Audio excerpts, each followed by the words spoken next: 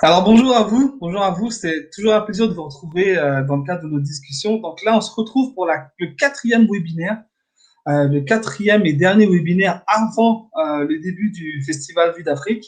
Et c'est toujours un plaisir de vous retrouver. Donc moi, c'est Didi Bilamba de Vue d'Afrique. Et on se retrouve aujourd'hui pour une nouvelle discussion dans le cadre de la collaboration qu'on a établie avec le CECI. Donc, en fait, comme on vous l'expliquait un peu plus tôt, donc nous, Vue d'Afrique, festival de cinéma, donc on a fait une collaboration avec le CECI, donc qui est un organisme de coopération donc, qui lutte contre la pauvreté, l'exclusion et les inégalités. Donc, nous sommes associés pour présenter une série de discussions qui traitent des enjeux hautement importants d'égalité des genres en Afrique et dans les Caraïbes. Donc cette discussion, en fait, elle s'inscrit dans le cadre de la campagne Ceci est mon genre, donc une campagne justement qui vise à mettre en lumière des personnes engagées donc pour l'égalité à travers le monde. Et donc tout ce programme est offert en fait grâce au soutien financier donc du gouvernement canadien par l'entremise de Affaires mondiales Canada.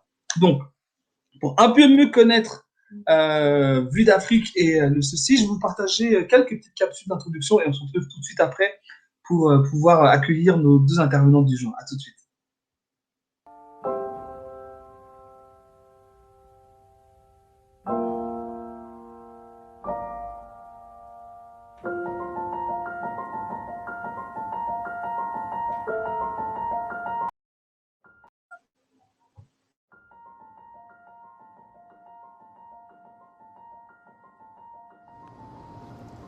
Tout acte de violence envers les femmes et les filles est une violation fondamentale des droits humains.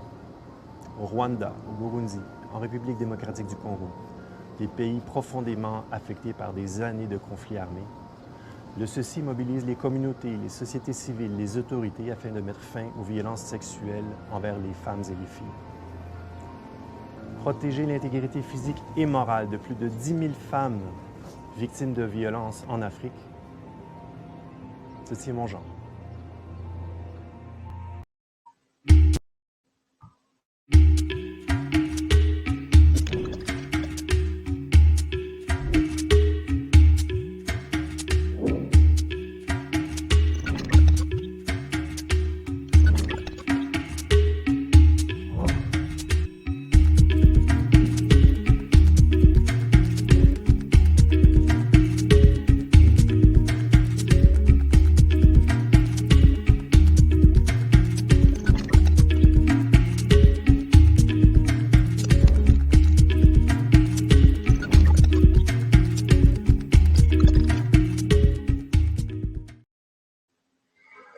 Alors, parfait. Donc, le décor est planté. Donc, la thématique qui nous réunit aujourd'hui, donc on va parler d'un sujet qui est donc l'objectif est donc de favoriser donc l'autonomisation des femmes à travers l'éducation. On a la chance de recevoir deux intervenantes aujourd'hui. Donc, la première que je vous présente qui est avec nous connectée. Vous êtes connecté depuis dans les Grands Lacs, Nicole, c'est bien ça, hein? Depuis le Burundi, à Bujumbura. Depuis le Burundi, ok. Alors, je vous présente donc c'est Nicole Nyangolo, donc qui est coordinatrice du projet et du FAM pour la Cocafène Grand Lac. Donc, merci beaucoup, Nicole. C'est un plaisir de vous recevoir aujourd'hui. Merci. Et notre deuxième intervenante, qui est à Montréal, donc c'est Colline Camillet. Bonjour, Colline. Bonjour Dédi, bonjour Donc, Nicole. Colline, excellent, excellent. Colline, en fait, donc, vous êtes chargée de projet d'aide humanitaire, spécialiste en égalité entre les femmes et les hommes au CECI Canada. C'est bien ça. Excellent, parfait, parfait. Alors, juste avant de commencer notre belle discussion hautement importante, je voudrais vous partager, donc on a mis en commentaire donc, de cette discussion, on a mis en commentaire le lien d'un sondage. C'est très important pour nous de un peu mieux comprendre ce que vous aimez, ce que vous voulez savoir un petit peu sur ce qu'on fait. Donc voilà, là, on vous a mis le lien d'un sondage que vous pourrez remplir. C'est quelques questions, c'est très rapide. Et l'objectif, en fait, c'est garder le contact avec vous et un petit peu mieux comprendre ce qui vous accroche et ce que vous voulez savoir un petit peu de ces démarches avec un sujet aussi important que l'on va traiter aujourd'hui. Alors aujourd'hui, on n'a pas d'invité cinéaste, mais on va vous partager des extraits de vidéos de notre chère Rachel Mwanza qui parlera d'éducation et un extrait du film Examen d'État du réalisateur scénariste congolais Dieudonné Amadi qui va nous partager un petit peu sa vision du système scolaire, un film qui date de 2014. Donc, pour commencer, là, j'ai une question pour vous deux. Donc, vous pourrez euh, vous envoyer la balle et puis vous complétez. Alors, ma première question, qui s'adresse à toutes les deux, c'est que, en fait, est-ce que vous pourriez nous aider en fait en décrivant un peu les différents défis que vous avez pu rencontrer au sujet de la place des femmes justement dans la société, donc des choses que vous avez pu observer, recueillir. Donc, on parle bien de la femme dans la société, vraiment dans les Grands Lacs, que ce soit en RDC, au Burundi ou au Rwanda. Donc voilà, c'est quoi le type de défi, c'est quoi les enjeux auxquels votre travail est mis à contribution pour la question de l'égalité femmes-hommes. Alors, on peut commencer par vous, Nicole. Oui, merci Teddy pour la question. Donc, je vais essayer d'aborder la question par rapport aux 3 pays de l'espace COCAFEM Grand Lac, donc le Burundi, la République démocratique du Congo et le Rwanda. De façon générale, je dois d'abord dire que le mœurs évolue, mais qu'à cela ne tienne, le contexte est celui où la femme est exclue de l'avoir, du savoir et du pouvoir. Donc, se pose une véritable question par rapport à l'autonomisation de la femme, puisqu'étant exclue de l'avoir, du pouvoir et du savoir, comme je l'ai dit tantôt. Donc, il est vrai que l'enjeu ici, c'est d'avoir des femmes qui soient autonomes. Et il est clair qu'en amont de cette autonomisation, il y a des questions liées, ou bien la question centrale est l'éducation de la femme, de la fille et de l'adolescente. Voilà, merci. Excellent, merci beaucoup, Nicole. Alors, Colline, alors, dans le cadre de vos actions avec le ceci, est-ce que vous pouvez justement nous partager un petit peu les différents défis que vous avez pu observer de près ou de loin en termes de concernant la place des femmes et des filles? Alors, je vais y aller de façon assez globale. Le principal défi, c'est vraiment les inégalités entre les femmes et les hommes et la discrimination finalement vécue par les femmes. Puis ça, c'est partout dans le monde. Donc, il n'y a aucun pays qui est épargné par ça. Et puis surtout, ça se traduit dans tous les secteurs de la société. Donc, ça part au niveau familial, au niveau social, au niveau économique, politique, au niveau de l'accès aux soins de santé, de l'accès à l'éducation. Donc, on le voit vraiment, c'est vraiment de façon circulaire. Puis, chaque sphère va avoir aussi un impact sur l'autre. Et même l'accès à différents métiers, donc là pour faire le lien avec Vue d'Afrique, même les métiers d'art, dans la réalisation, dans la scène, de façon générale. Donc là aussi, on voit qu'il y a une discrimination vécue par les femmes, vécue aussi par d'autres personnes. Donc il faut toujours rester à l'affût de l'inclusion en général. Et puis ça m'amène sur mon deuxième point, c'est que ce sont des discriminations vécues par les femmes, puis on voit qu'il y a certaines femmes qui le vivent de façon exacerbée. Donc ici, par exemple, il y a les femmes racisées, mais on parle des femmes en situation de handicap. On peut parler lorsqu'on est discriminé sur notre orientation sexuelle, notre identité sexuelle, notre religion ou les aspects visuels de notre religion selon certains contextes, l'âge, le fait de vivre dans un conflit, d'avoir un statut de déplacé, de réfugié. Donc tout ça, ce sont des éléments qui sont toujours à prendre en compte lorsqu'on veut vraiment comprendre un contexte, donc particulièrement lorsqu'on travaille avec le ceci sur différents projets.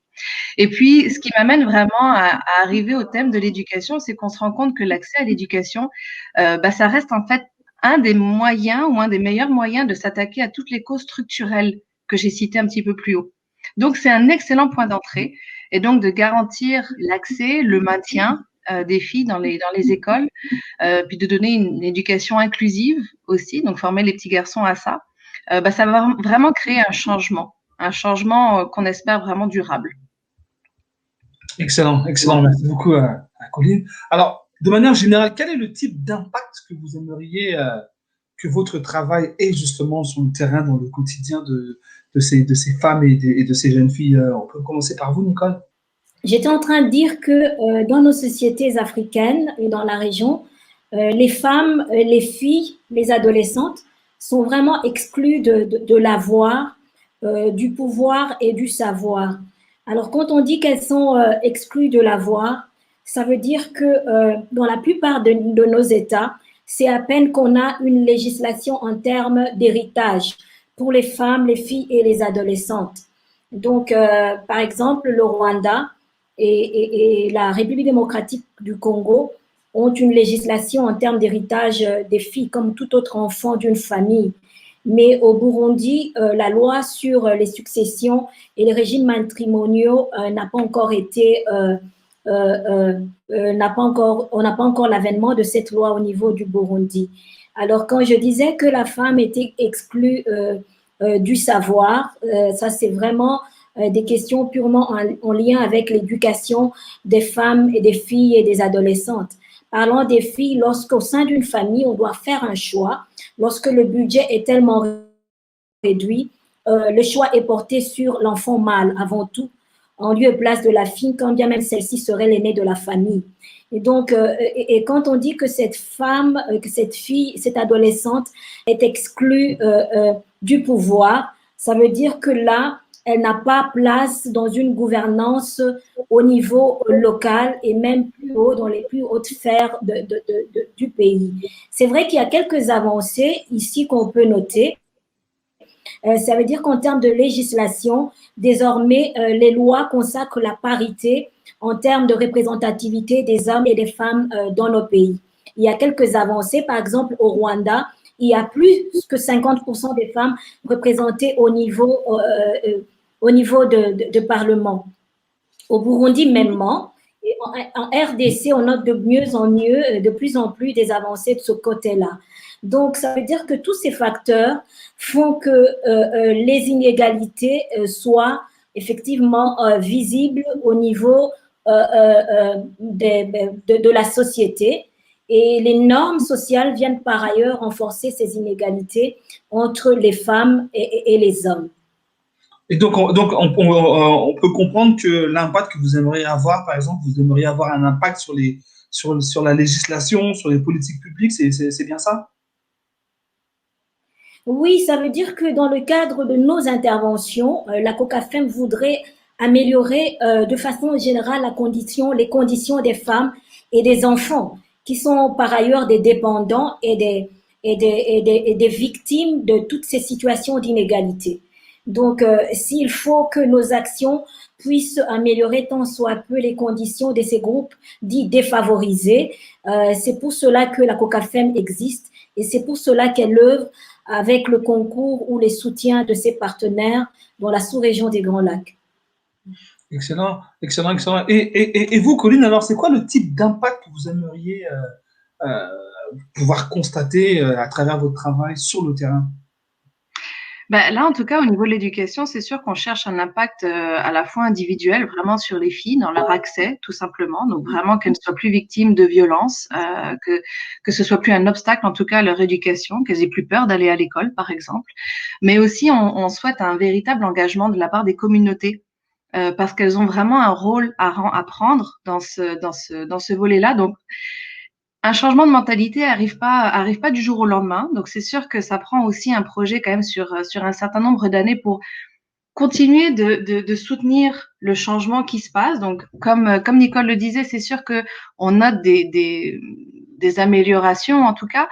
Donc, il faut aller dans ce sens. Il faut s'appuyer sur la loi. Les gouvernements font des actions. Donc, on se repose vraiment là-dessus. Donc, c'est pour ça que le changement, pour qu'il ait vraiment un impact, il faut qu'il vise différents volets. Donc, c'est pour ça au niveau individuel, au niveau de la communauté, au niveau des instances décisionnelles, au niveau local, au niveau national, régional. Donc, ça prend vraiment de travailler à tous ces paliers-là, de faire du plaidoyer dans ce sens-là, de montrer les résultats. Et puis de montrer que la scolarisation a vraiment un changement quasi immédiat sur les filles, sur leur bien-être, et puis qu'il y aura un véritable retentissement sur leur vie en tant qu'adulte, en tant que femme plus tard. Et puis peut-être qu'on pourra l'approfondir un peu, mais toutes les statistiques montrent en tout cas qu'il y aura vraiment un changement dans les sociétés lorsque toutes les filles auront accès à l'école.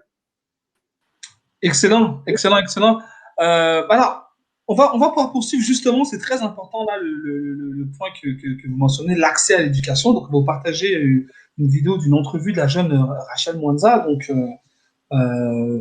juste avant ça, là, comme je vous entends, vous m'avez l'air tellement ben, profondément engagé. Alors, j'aimerais savoir un petit peu qu'est-ce qui a été qu'est-ce qui a été le déclic, au-delà d'être vous-même des femmes, qu'est-ce qui a été le déclic qui a fait que vous avez voulu vous consacrer professionnellement pardon, au quotidien sur ces causes-là. Nicole, qu'est-ce qui a déclenché ça? C'est vous? Et puis, comment ça se passe? Comment ça a été accueilli dans votre entourage, dans votre famille? Est-ce que vous êtes l'empêcheuse de tourner en rond, celle qui parle trop? Comment ça s'est déclenché chez vous et c'est quoi l'accueil au niveau de la famille et de l'entourage? Je me permets de vous raconter une petite anecdote. Moi, je suis née dans la capitale congolaise, à Kinshasa. Donc, je suis aînée d'une grande famille. Et donc, je suis aînée des filles. Je m'excuse, j'ai un grand frère. Et après moi, il y a une succession des filles. Donc, 3 filles, après lesquelles il y a un garçon. Alors, quand nous étions petits, j'ai bien dit dans la capitale congolaise, mon frère, celui qui vient après mes 3 sœurs, se permettait toujours de dire et de lancer tout haut, disait, si papa est pas là, c'est grand frère qui est le chef, et si grand frère est pas là, c'est moi qui suis le chef. Écoutez, je vous parle là d'un petit bout de chou. À l'époque, il pouvait avoir 6 ou 7 ans. Mais pourquoi se permettait-il de le dire comme ça? C'est parce que simplement, il entendait autour de lui dire la même chose. Je ne suis pas contre que les hommes puissent diriger les familles, mais je me disais quand même qu'à son âge, il ne pouvait pas être le chef de ses grandes sœurs ou de sa maman. C'était inconcevable. Donc, nos habitudes étant culturellement façonnées, étant jeune, je me posais déjà des questions. Je me disais, mais pourquoi est-ce que la femme ne peut pas, voilà, participer à toutes ces décisions-là, cette prise de décision? Alors, et aussi les inégalités autour de moi me faisaient réfléchir pour dire qu'il fallait que la situation change. C'est ainsi qu'au fur et à mesure, j'ai quitté la capitale pour aller vivre à l'est de mon pays, donc précisément au sud Kivu. Comme vous le savez, l'est de la RDC a connu beaucoup de conflits, une situation d'instabilité. Jusqu'à ce jour, on en parle. C'est là que j'ai fait mes premiers pas dans la lutte contre les violences à l'égard des femmes, dans la lutte contre les violences sexuelles. Et c'est là que je me suis engagée aux côtés des femmes, des milieux ruraux que nous avons accompagnés à l'époque avec le diocèse de Bukavu. Nous avons accompagné ces femmes à connaître leurs droits, et à savoir les revendiquer. Donc ça, c'est pour ma petite anecdote. C'est tout ça qui m'a donné de m'engager aux côtés des femmes, mais aussi des hommes, acquis au changement, pour le changement et à travailler pour voir cette amélioration et voir ces femmes jouir de leurs droits. Merci beaucoup. Merci beaucoup sur cette touche un peu personnelle. Justement, lors de l'une de nos premières discussions dans le cadre des collaborations Vue d'Afrique et ceci, nous avons fait une discussion sur la thématique justement de la lutte contre les violences faites aux femmes, notamment les violences sexuelles. Et nous avions comme intervenante Maud Salomé Ekila, qui est la marraine du festival de Vue d'Afrique cette année, qui travaille justement à l'hôpital Panzi de Bukavu directement avec le docteur Mukwege, que vous connaissez très, très certainement. Ok, merci. Alors, juste une dernière question pour vous. Le mot féministe, le féminisme, le mot féministe, c'est perçu comment en RDC, dans les Grands Lacs? Quand vous dites que vous êtes féministe, quand quelqu'un dit qu'il est féministe, c'est perçu comment? Est-ce que c'est un gros mot? Oui, effectivement, c'est un gros mot. Il est tout à fait mal perçu. Donc, culturellement parlant, les femmes doivent être soumises à l'homme. Elles ne sont pas l'égale de l'homme. Donc, ça, c'est culturellement parlant. Et comme je disais, toutes ces normes-là, sa façon de réguler nos sociétés africaines, font que lorsqu'une femme se déclare féministe, elle vient à l'encontre de tout ce qui est norme, de tout ce qui est tradition et culture. Donc, c'est vraiment mal perçu. Est-ce que ça arrive, donc, est-ce que ça arrive qu'on vous dise que vos travail vous amenez les mentalités des Blancs et puis vous essayez de nous corrompre ici? Est-ce que c'est des choses que vous entendez? Oui, très souvent, mais dès que je m'explique, l'homme en face de moi, mon interlocuteur, il finit par comprendre en fait que nous sommes alliés. Nous ne sommes pas adversaires, nous sommes alliés et tout ce que nous visons, c'est que notre société puisse décoller et se développer. Excellent, merci. Merci Et beaucoup. Alors, avec je reviens. la contribution de chacun, chacun en sa manière, en sa position, en son genre. Excellent, merci beaucoup. Alors, je reviens avec Colline. Alors, vous, Colline, la piqûre de l'engagement, qu'est-ce qui a fait qu'un jour vous vous êtes dit, je vais me consacrer à mon quotidien professionnel et peut-être plus justement à, à contribuer à votre niveau, justement, à éradiquer, si autant que possible, ces inégalités? Alors, je pense que j'ai un parcours un petit peu atypique. Je suis française d'origine, mais j'ai grandi au Burkina. En fait, moi, ce qui me révoltait énormément quand j'étais plus jeune, c'était vraiment plus les discriminations raciales. C'était vraiment ça qui me révoltait au plus haut point. Euh, et donc, quand je suis arrivée à Montréal, j'ai fait des études en sociologie. En fait, j'étais spécialisée en racisme, discrimination et relations interethniques. Et en fait, c'est bon, j'ai pas envie de dire par hasard parce que c'était quand même quelque chose qui m'allumait, mais en fait, j'ai intégré le secteur féministe à Montréal et en fait, je crois que c'est vraiment là que j'ai eu ma piqûre, comme tu dis, ou en tout cas que je me suis pris une claque en fait, parce que j'ai réalisé que ben, en fait, j'ai réalisé un monde de discrimination et de systèmes qui étaient mis en place pour exclure les femmes de la société, en fait, en général.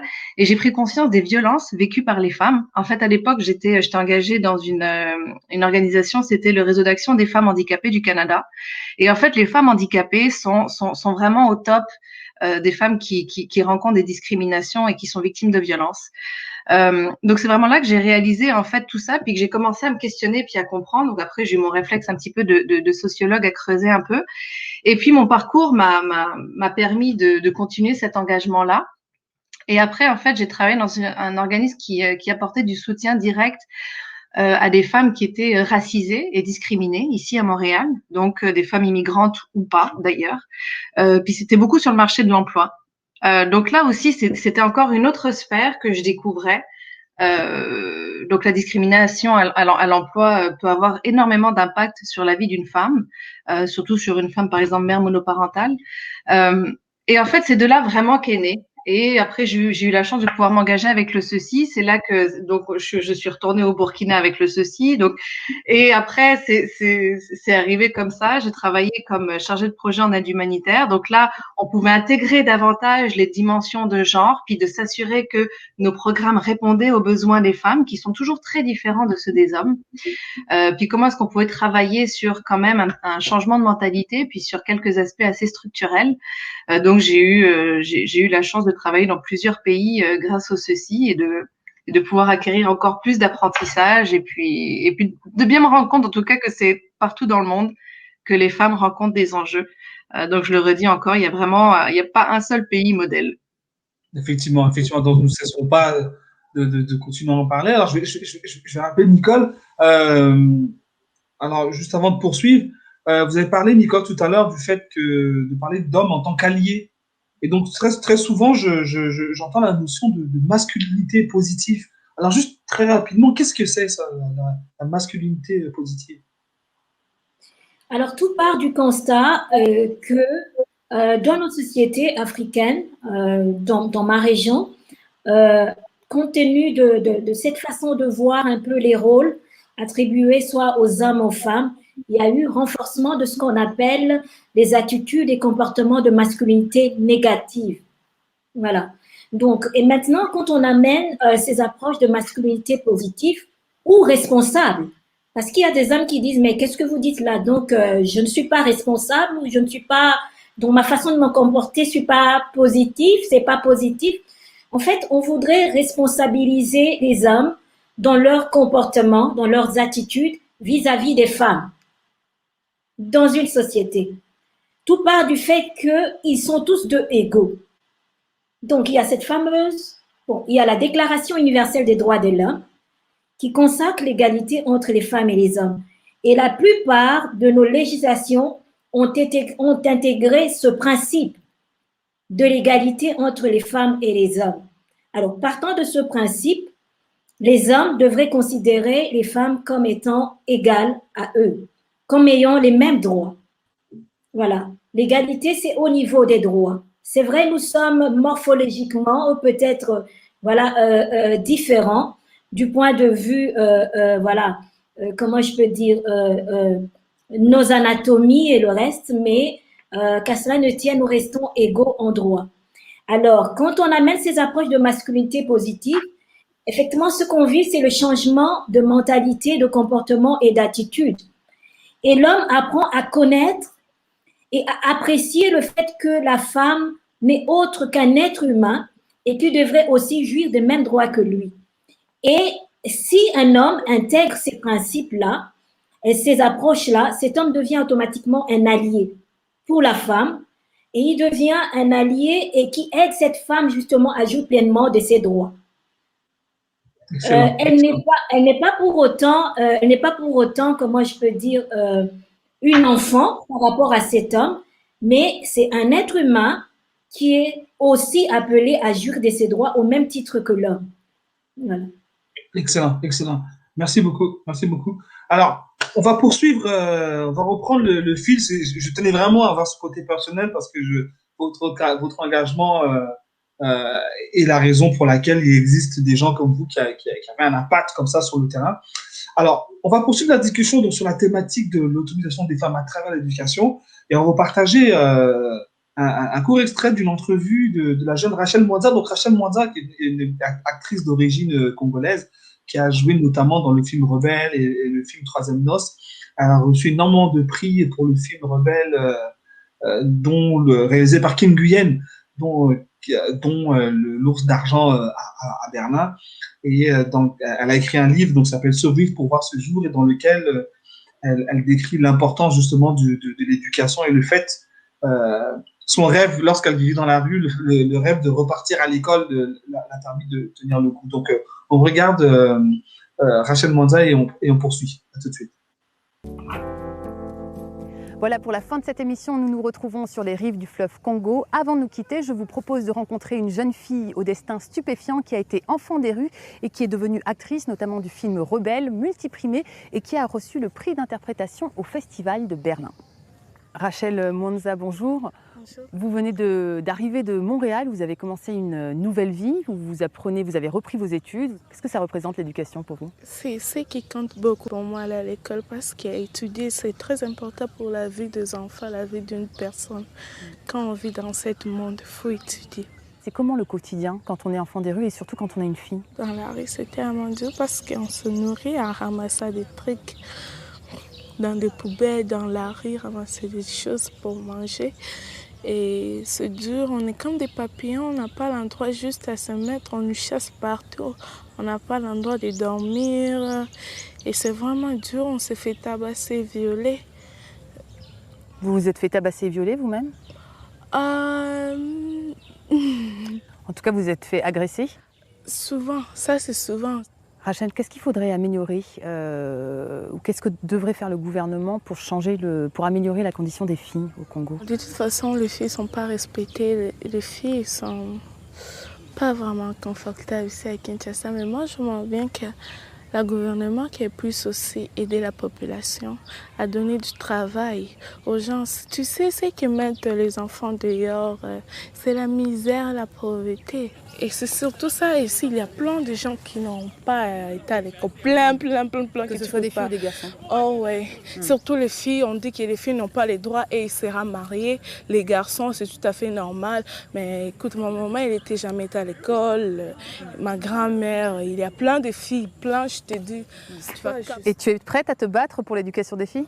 Mais si, c'est très important. Regarde, pour moi, c'est très important. Moi, je trouve l'école, c'est tellement cool. C'est cool. C'est cool, c'est cool. Ben, ce sera le mot de la fin. Alors merci beaucoup Rachel Mwanza de nous avoir accordé cet entretien. Bonne chance, bon cours et à très vite. On suivra avec beaucoup d'intérêt ta carrière. Merci beaucoup. Merci à vous. Voilà, merci à tous de nous avoir suivis à Kinshasa pour ce numéro spécial.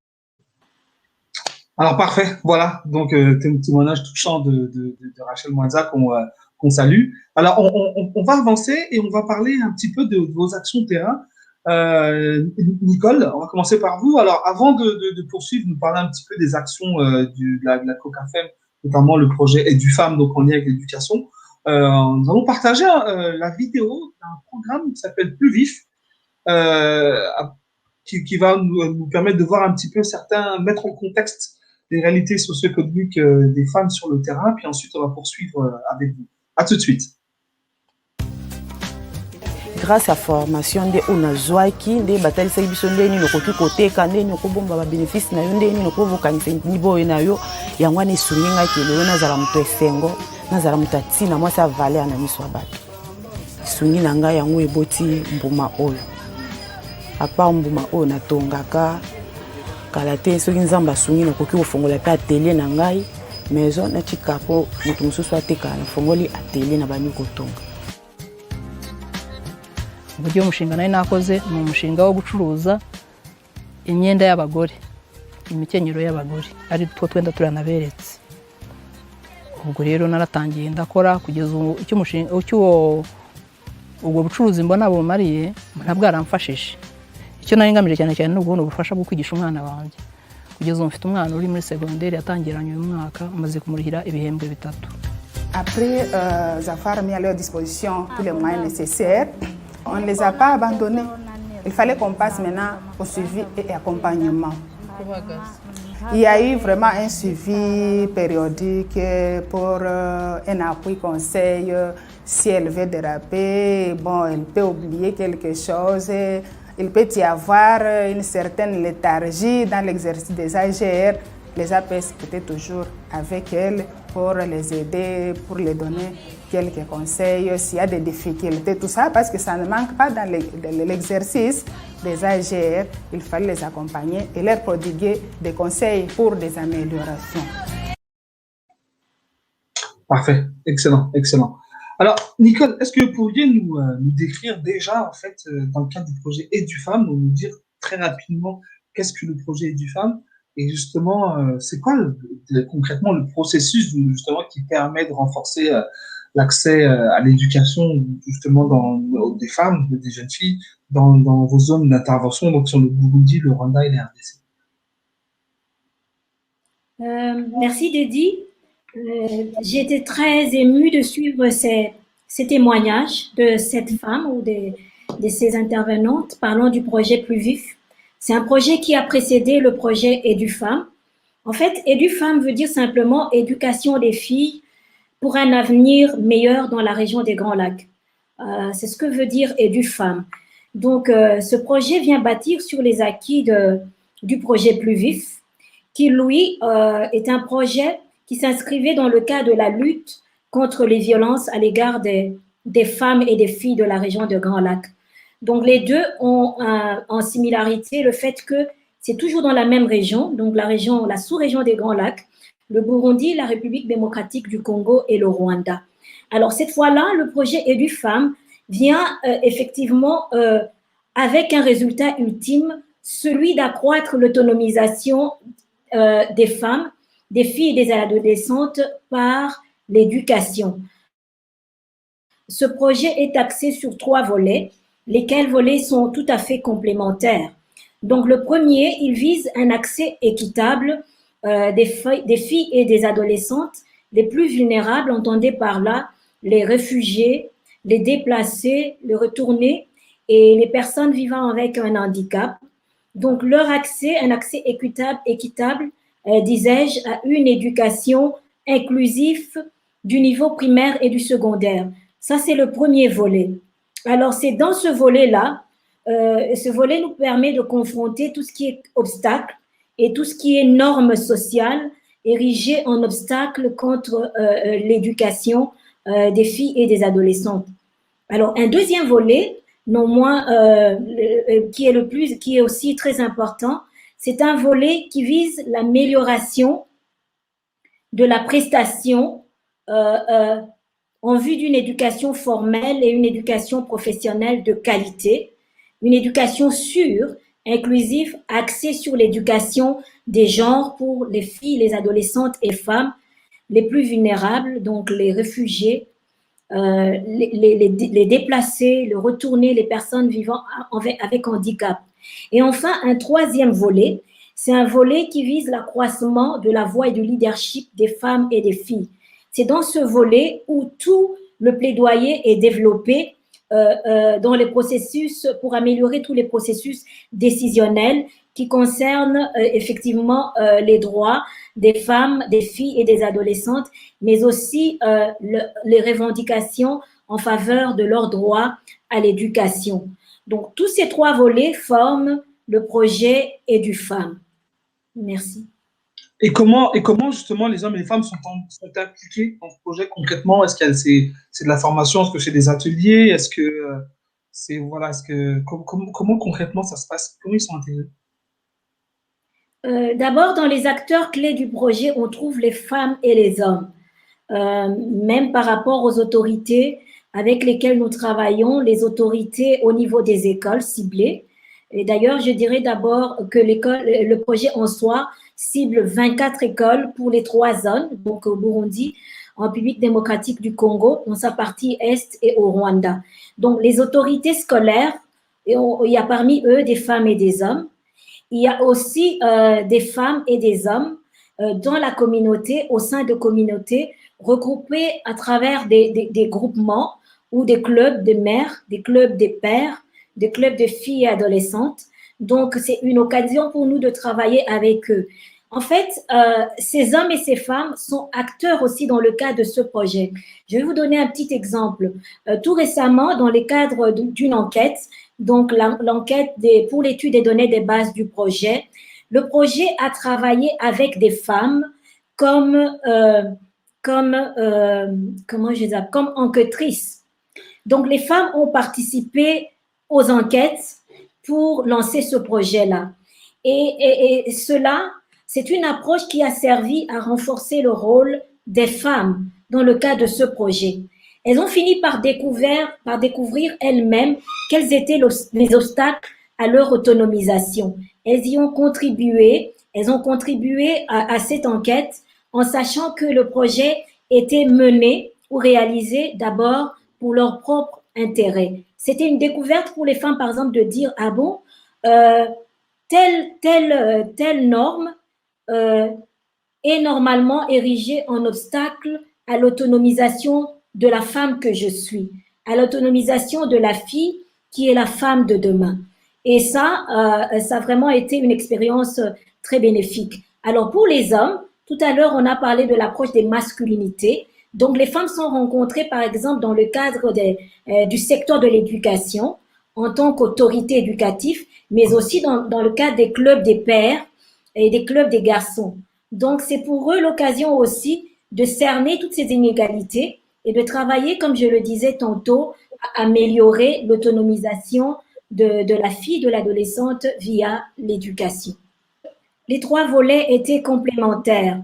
Donc, si les filles et les adolescentes accèdent à l'éducation et si on arrive à les maintenir dans l'éducation, si les prestations sont améliorées et si la voix et le leadership des filles, des femmes et des adolescentes est accru, alors on peut prétendre à l'accroissement de l'autonomisation par l'éducation des filles et des adolescentes dans les zones ciblées par le projet EduFemmes. C'est là, en fait, la théorie qui nous permet effectivement d'arriver à ces résultats ultimes visés par le projet.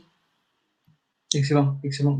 Est-ce que vous-même, personnellement, sur le terrain, vous avez pu voir, j'imagine que oui, une femme transformée parce qu'elle sait mieux, parce qu'elle sait maintenant lire, elle sait calculer ses comptes de ses ventes. Est-ce que vous avez vu des témoignages de femmes qui sont revenues vous voir et vous témoigner justement de cet impact? Oui, nous avons beaucoup d'échos. C'est vrai que le projet a commencé il y a quelques temps. Là, nous allons clôturer l'année 1 du projet, mais déjà, il y a beaucoup de retours que nous avons. Je vais vous dire, par exemple, qu'actuellement, nous essayons de mettre en place une approche basée sur le contrat social dans les zones du projet. Le contrat social, ça veut dire que les hommes et les femmes dont vous parliez exactement, qui se retrouvent au sein de la communauté s'engagent à travailler pour améliorer effectivement l'accès à l'éducation et le maintien, l'accès et le maintien à l'éducation pour les filles et les adolescentes. Ça veut dire que la communauté, je m'excuse, va signer un contrat social dans ce sens-là. Et l'écho qu'on a eu, ou les échos que nous avons eus des 3 zones, c'est que déjà les femmes et même les hommes sentent que les choses vont aller en s'améliorant et que le projet vient vraiment régler ou contribuer à l'amélioration de l'accès et du maintien à l'éducation pour les femmes et pour les filles. Tous sont unanimes pour dire que tout ce qu'il y a comme phénomène de mariage précoce, tout ce qu'il y a comme phénomène de grossesse précoce, d'interruption de la scolarité pour les filles et l'adolescente sont véritablement des maux pour lesquels toute la communauté, contre lesquels la communauté devrait s'insurger et lutter afin que la fille et l'adolescente aient accès à l'éducation et que cette éducation, cet accès soit maintenu pour le décollage et le développement de la communauté. Donc, il y a un engagement qui est déjà ressenti à ce niveau-là. Excellent, excellent. Merci beaucoup. Alors, on va revenir avec Colline. Colline, alors juste avant de vous poser une question, je veux partager l'extrait du film Examen d'État, donc du réalisateur congolais Dieudonné Amadi. C'est un film qui date de 2014, mais qui met un petit peu en lumière certaines réalités du système scolaire dans les Grands Lacs, en particulier dans l'est de la RDC. Donc on regarde ça, puis on vous retrouve tout de suite, Colline. À tout de suite.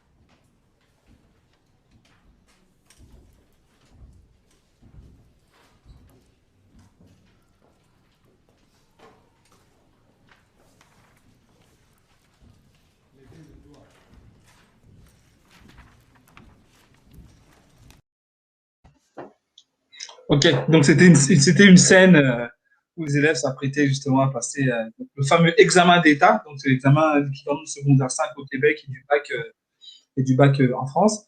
Alors, Colline, donc on sait que le ceci donc accompagne, d'accord, donc le ceci ne remplace pas, mais accompagne les sociaux sur le terrain. Alors, est-ce que vous pourriez nous décrire un petit peu de quelle manière justement le ceci accompagne des structures comme la COCAFEM, donc depuis le Canada, quel type d'accompagnement, de renforcement, de soutien est prodigué par le ceci? Alors, c'est une bonne question parce que c'est sûr que les spécialistes, là, dans ce cas-là, c'est la COCAFEM qui connaît très bien les enjeux, les problématiques. Donc nous, en fait, ceci, on est vraiment là pour les soutenir. En fait, on fait un lien avec le bailleur de fonds, qui est le gouvernement du Canada. Donc vraiment dans la façon dont le projet va être mis en œuvre, de s'assurer qu'il répond aux critères qui sont mis en place par le bailleur de fonds. Donc vraiment que ce soit du début jusqu'à la fin entre le diagnostic, donc aller chercher des informations sur le terrain, les aider à former par exemple les partenaires ou ceux qui vont vraiment intervenir sur le terrain auprès des femmes, auprès des hommes, auprès des communautés. Donc en fait, on travaille main dans la main. Donc là, par exemple, tout à l'heure, Nicole mentionnait l'approche des contrats sociaux. Donc, on a travaillé ensemble avec des consultants, des spécialisés qui ont aidé nos partenaires sur place. Donc à mettre en place toute l'approche qui était vraiment assez innovante. Donc à la fois pour eux, pour nous. Donc on a beaucoup appris de ce processus-là. Donc c'est ça. En fait, c'est vraiment de travailler main dans la main.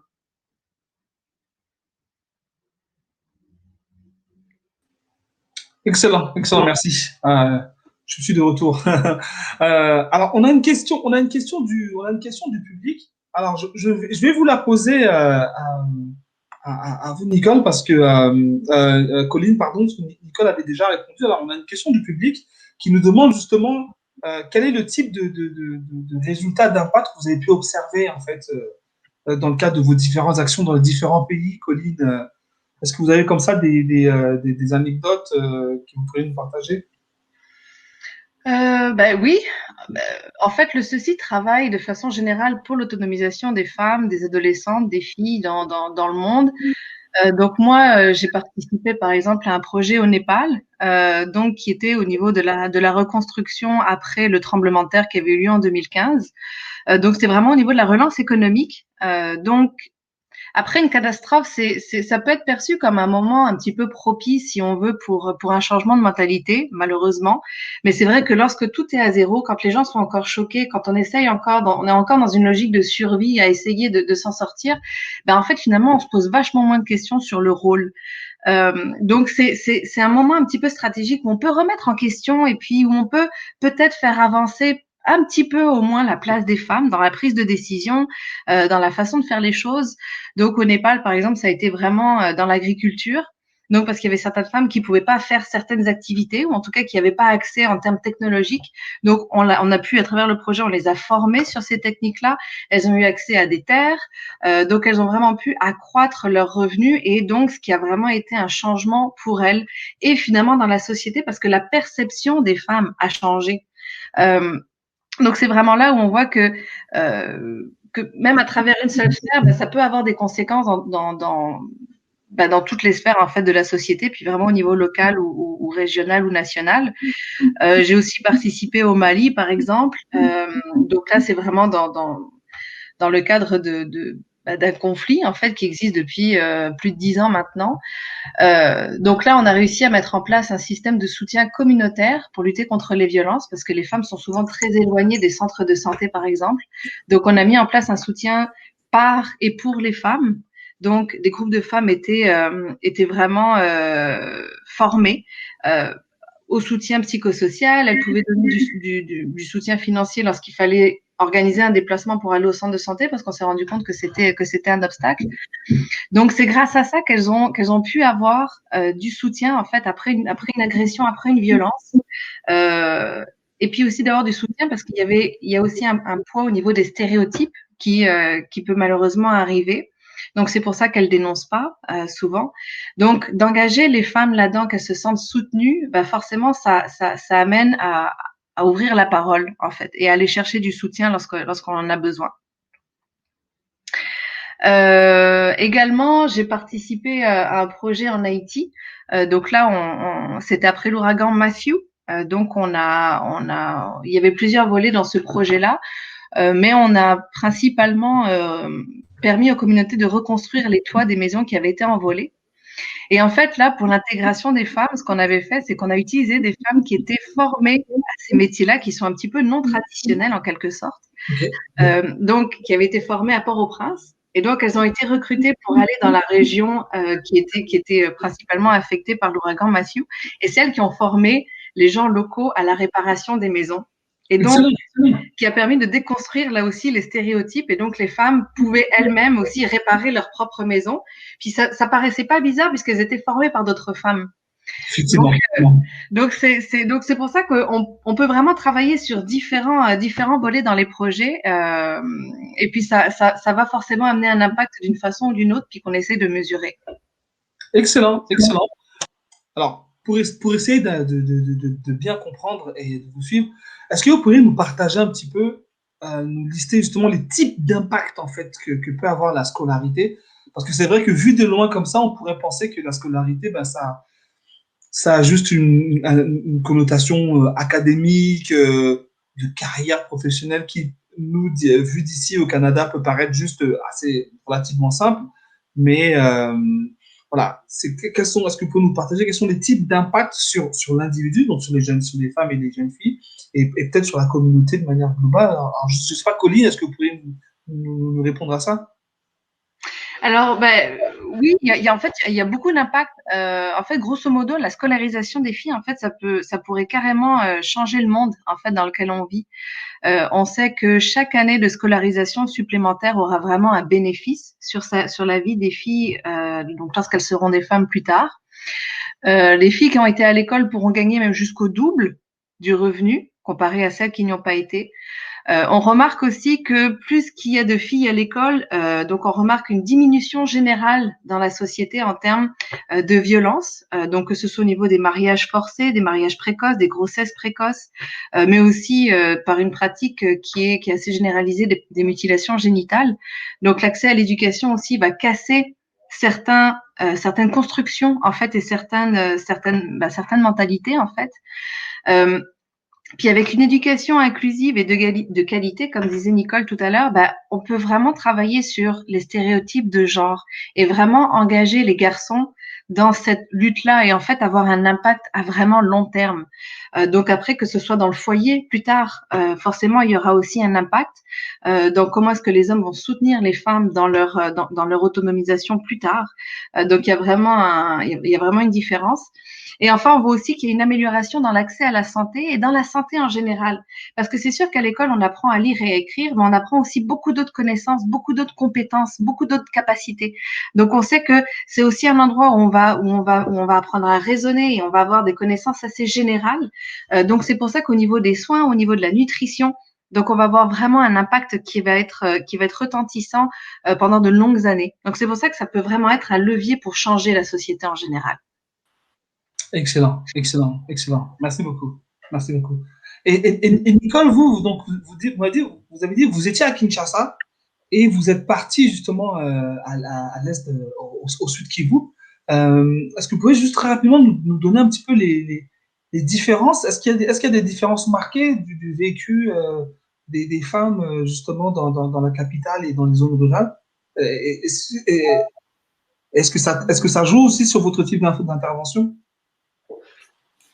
Bon, à coup sûr, un milieu qui favorise l'éducation et un milieu qui ne favorise pas cette éducation, il y aura toujours une différence entre les deux. Donc, Kinshasa, c'est la capitale. Donc, les mœurs évoluent et les familles envoient leurs enfants, filles tout comme garçons, à l'école. Du moins, toutes les familles qui en ont les moyens. Donc, à l'est, moi, j'ai habité Bukavu, c'est également une ville. Et d'ailleurs, il y a quelques années, c'était la ville intellectuelle de l'Est du Congo. Donc, avec des grandes universités, comme l'Université catholique de Bukavu, avec plusieurs intellectuels. Donc, là aussi, il y a les familles qui envoient leurs filles à l'école, primaire, secondaire, universitaire. Mais c'est quand on va vers les territoires, les milieux ruraux, où la tendance, la courbe, donc, elle baisse. Moi, j'ai eu accompagné des femmes qui venaient dans des sessions des formations et qui emmenaient leurs filles, leurs petites filles qui n'étaient pourtant pas l'aînée, pour garder leur nourrisson ou leur bébé. Pourtant, c'était des femmes leaders de ces entités, de ces communautés-là. Et quand je posais la question, mais est-ce l'aîné? Dit non, l'aîné est un garçon, mais lui, il est à l'école. Donc, le choix était clair pour cette fille, cette femme leader. C'était la fille qui devait manquer l'école pour garder le bébé. Donc, c'est là qu'on voit que les mentalités changent selon qu'on est dans un milieu urbain évolué et qu'on vient d'un milieu rural. Ouais. Effectivement. Merci.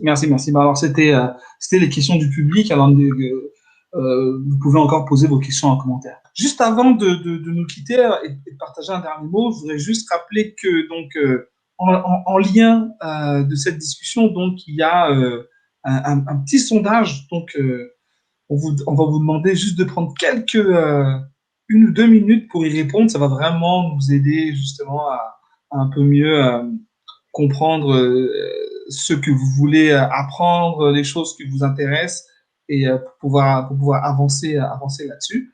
Donc, écoutez, est-ce que vous auriez alors moi, je vais juste rappeler de mon côté justement donc que cette activité justement est réalisée justement dans le cadre donc de la campagne Ceci est mon genre. Et que vous pourrez avoir toutes les informations donc sur le site du Ceci. Donc Nicole, vous intervenez pour la COCAFEM, pour la COCAFEM. Et donc justement alors vous avez justement aussi un site internet sur lequel on peut retrouver un certain nombre de témoignages pour un certain nombre d'activités. Donc voilà, donc ça c'est votre site internet et donc effectivement on a pas mal de témoignages qui vont permettre de pouvoir accompagner la compréhension des gens sur votre travail. On a aussi la possibilité justement de faire des dons en ligne, donc pour accompagner le projet du FAM. Donc voilà, donc c'était un petit peu les différents éléments que je voulais partager avec vous. Alors, est-ce que vous auriez un dernier mot à partager avant que nous puissions dire bye bye aujourd'hui, Colline?